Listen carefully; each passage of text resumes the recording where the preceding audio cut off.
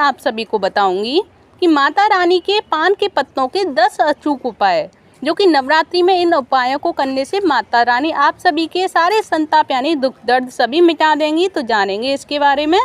तो माता रानी की जो नवरात्रि महोत्सव जो प्रारंभ हो चुका है और भक्ति और साधना के इस पर्व पर पूजा हवन के साथ ही संकटों को दूर करने के लिए ज्योतिष के सरल उपाय भी किए जाते हैं, जिससे जीवन के सारे दुख दर्द दूर होकर भक्तों को सुख शांति और समृद्धि प्राप्त होती है। तो चलिए जानते हैं पान के पत्तों के 10 अचूक उपाय की क्या क्या है, कौन कौन से ऐसे उपाय हैं जिससे हमारी सारी परेशानी सारे दुख दर्द माता रानी की कृपा से सही होंगे और हमें मनवांछित फल की प्राप्ति होगी। तो जानेंगे इसके बारे में भी।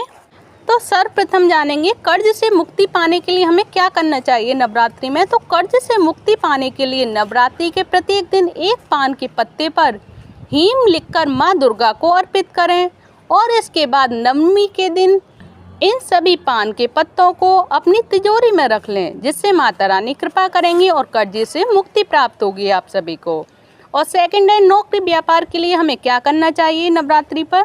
तो नौकरी पर जो संकट या व्यापार में घाटा होते हैं और नवरात्रि में उसको प्रतिदिन एक पान का बीड़ा माँ दुर्गा के मंदिर में अर्पित करना चाहिए।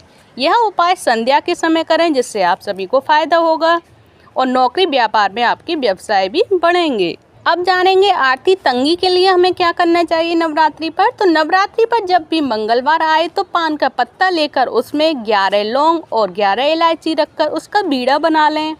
अब इसे एक बीड़े को संध्या काल के समय हनुमान जी के मंदिर में हनुमान जी को अर्पित कर दें।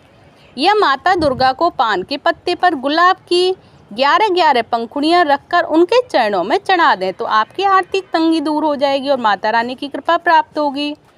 और अगर आपके जीवन में सफलता आपको नहीं मिल रही है तो उस सफलता के लिए हम क्या करना चाहिए सफलता प्राप्त करने के लिए। तो यदि आप किसी क्षेत्र में सफल होना चाहते हैं तो पान का पत्ता लें और उसके दोनों तरफ सरसों का तेल लगा दें। अब इसे घर में शाम को देवी माँ की पूजा में अर्पित करें। फिर जब सोने जाएं तो इस पान के पत्ते को अपने पास रखें और सुबह उठकर इस पान के पत्ते को आप माँ देवी के मंदिर के पीछे रख दें। इससे आपकी सफलता आपके कदम चूमेगी।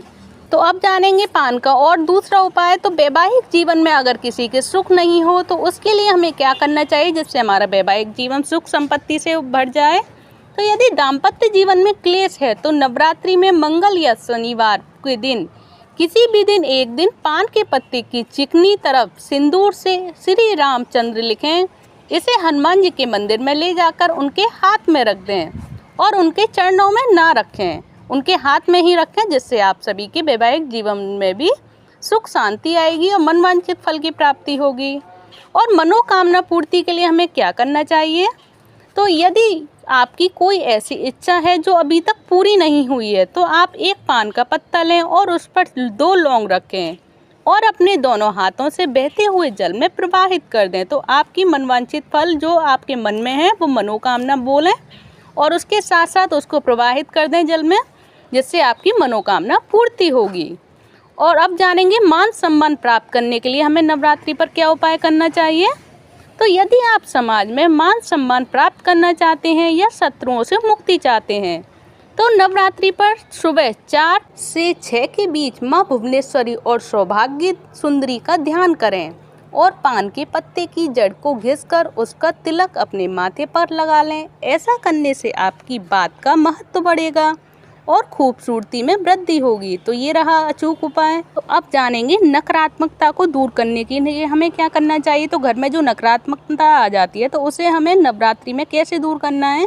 तो घर में जो नकारात्मकता ऊर्जा का वास रहता है और घर की शांति प्रभावित हो रही है तो नवरात्रि में 9 दिनों तक पान के पत्ते पर केसर रखकर दुर्गा स्तोत्र और दुर्गा जी के नाम बलि का पाठ करें, जो आपके घर की सभी नकारात्मक ऊर्जा को समाप्त कर देगी। और नवरात्रि से दुर्गा चालीसा कंठस्थ कर लें और हर दिन घर से निकलते समय उसका पाठ करें और प्रति मंगलवार या रविवार परिवार के सदस्य पान का सेवन करें। ये है नकारात्मकता को दूर करने के लिए कि हम अपने घर की नकारात्मकता कैसे दूर करें।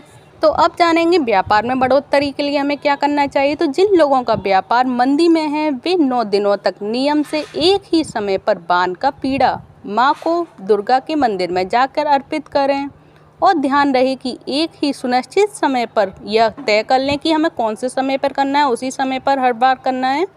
और माँ दुर्गा आपके सफल व्यापार के लिए प्रसन्नतापूर्वक आपको आशीष प्रदान करेंगे और आपका व्यापार बढ़ोतरी करेगा। अब जानेंगे संतान इच्छा प्राप्ति के लिए हमें क्या करना चाहिए। जिसको संतान नहीं है उसके लिए क्या उपाय है। तो संतान के अभिलाषी हैं जो नवरात्रि के 5वें दिन यानी स्कंद माता को 9 पान अर्पित करें और 9 सुहागन संतानवती स्त्री को समस्त सुहाग सामग्री के साथ भेंट करें तो आपकी संतान भी मनवांछित फल प्राप्ति होगी। तो ये रहे नवरात्रि पर करने के उपाय, 10 उपाय जो मैंने आप सभी को बताए। प्लीज़ अपने अपने कोशिश करके देखें कि आप सभी की भी इच्छाएं पूर्ण हो जाएं तो आप सभी के लिए अच्छा होगा। और ये सारी जानकारी आप सभी को कैसी लगी प्लीज़ मुझे कमेंट बॉक्स में बताइएगा। जो मैंने आप सभी को बताया अगर आप सभी को भी अच्छा लगे तो प्लीज़ एक लाइक कर दें वीडियो को, चैनल को सब्सक्राइब करें। हरे कृष्णा, हरि बोल, जय माता दी।